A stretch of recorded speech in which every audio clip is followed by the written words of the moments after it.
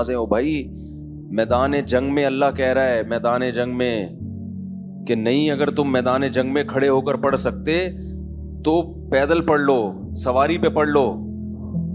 اے اللہ، بعد میں پڑھ لیں گے نا، جنگ سے جب فارغ ہو جائیں گے پھر پڑھ لیں گے، ابھی کیا ٹینشن ہے؟ اللہ نے کہا ان الصلاۃ کانت علی المؤمنین کتابا موقوتا، نماز مومنین پر مقررہ اوقات میں فرض ہے، یہ نہیں ہے کہ بعد میں پڑھ لو۔ کتنے آرام سے کہتے ہیں بھی سفر میں ابھی کہاں جائیں کیا کریں، نہیں بھائی، نمازی آدمی زمین آسمان ادھر سے ادھر ہو جائے وہ کہتا ہے بھائی چھوڑنی نہیں ہے، کچھ بھی ہو جائے۔ آج نمازی بھی نمازی نہیں رہے ہیں، تو ہم نے یہ ضرور کیا کیونکہ اس میں وضو بہت مشکل کام ہے، تو اس میں پھر ہم نے یہ کیا کہ بھائی 5 بجے جیسے اپلیکیشن سے پتہ چل گیا شافی وقت کے مطابق 5 بجے ظہر قضا ہو رہی ہے، تو بھائی 4:45 پہ یا 4:50 پہ ہم نے ظہر پڑھ لی، قبلہ رخ کھڑے ہو کر 2 رکعت پڑھی ہیں، تھوڑی دیر میں عصر کا ٹائم ہو گیا، اسی وضو سے عصر نمٹا لی۔ سمجھتے ہو؟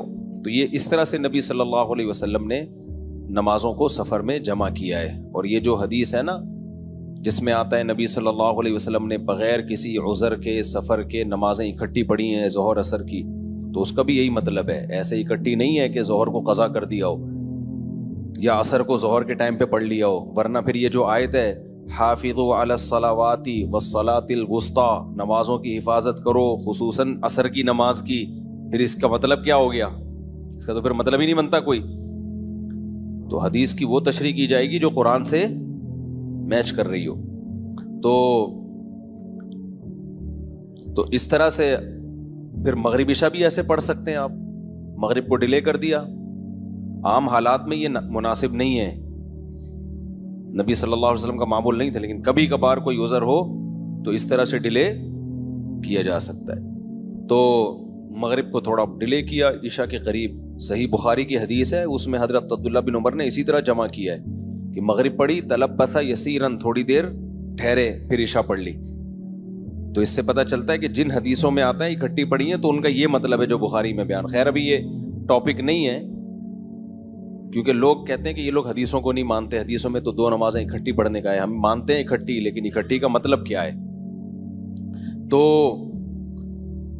تو خلاصہ یہ کہ کسی قیمت پہ بھائی نماز قضا بولو مت کرو۔ دیکھو بار بار ایک بات بیان کرتا ہوں، اللہ کے حکم میں آسانی ہے، لچک نہیں ہے، کیونکہ دنیا میں کوئی بھی قانون ساز اپنے قانون کو ہلکا نہیں سمجھتا۔ دنیا میں جو بھی حکومت ہوتی ہے قانون بنائے اور یہ کہے کہ یہ لازم ہے، اس کے بعد پھر وہ لازم نہ کرے، اور تو اس کا مطلب خود اپنے قانون کی ویلیو کو وہ ڈی ویلیو کر رہی ہے نا، یہی مطلب ہو گیا نا۔ دنیا میں کوئی یہ نہیں کرتا، تو اللہ قانون بنائے اور کہے کہ یہ فرض ہے، سفر میں بھی فرض ہے، حضر میں بھی فرض ہے، پھر اللہ کہے چلو میں نے کہہ تو دیا، باقی تمہاری مرضی۔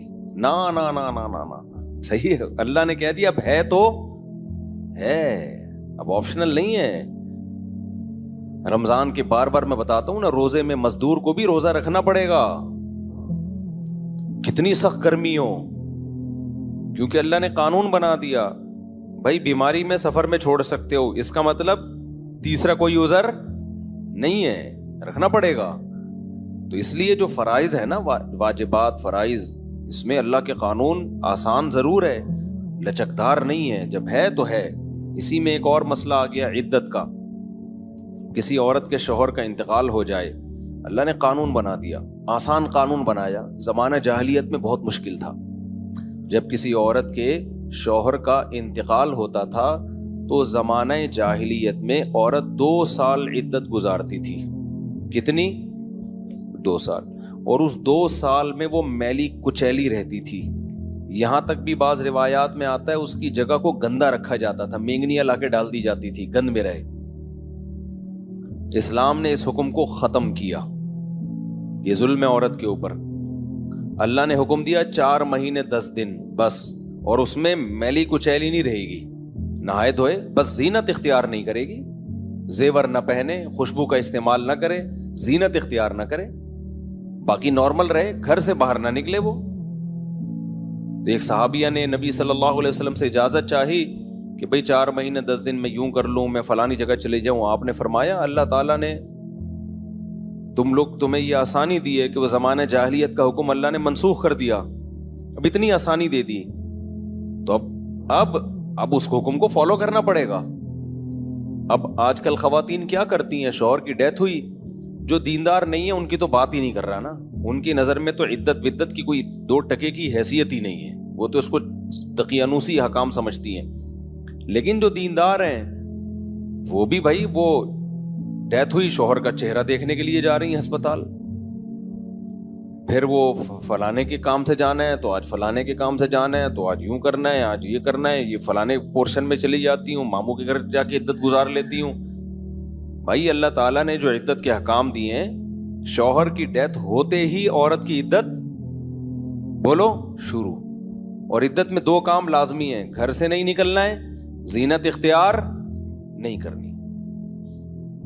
اب اس میں لوگ ہمیں تنگ کرتے ہیں، یار وہ چہرہ دیکھنے جانا چاہتی ہے ہاسپٹل میں. بھائی شوہر کو گھر لے آؤ، اگر بیوی نے اپنے شوہر کو دیکھنا ہے میت کو گھر لے آؤ. عورت نہیں روڈ پہ آ سکتی، جنازے کی چارپائی کے پیچھے پیچھے جا رہی ہوتی ہے گھر سے باہر نکل کے.